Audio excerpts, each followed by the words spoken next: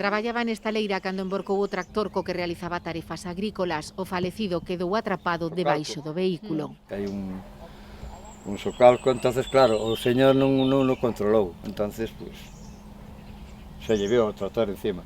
Os veciños pensan que debeu perder o control do tractor nun desnivel que existía no terreo. Din que probablemente pola altura que tiña a herba non o viu e desequilibrouse sen posibilidade de reacción.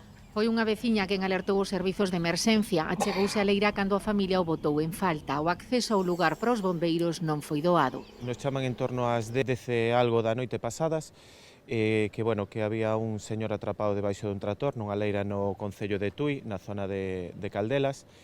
Os compañeros achegaron hasta ali, tuveron que portear o material 1 kilómetro porque era unha leira, e a situación que se deu, que era un señor que xa era tarde, que non chegaba a casa, e os seus familiares, ao botalo de falta, acudiron.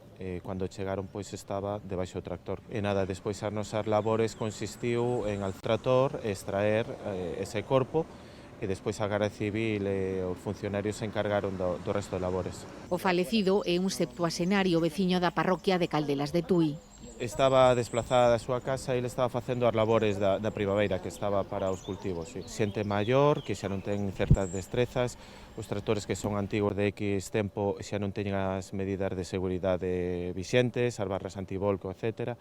Entonces, son factores. No operativo tamén participaron efectivos da Policía Local, Garda Civil e Protección Civil de Tui.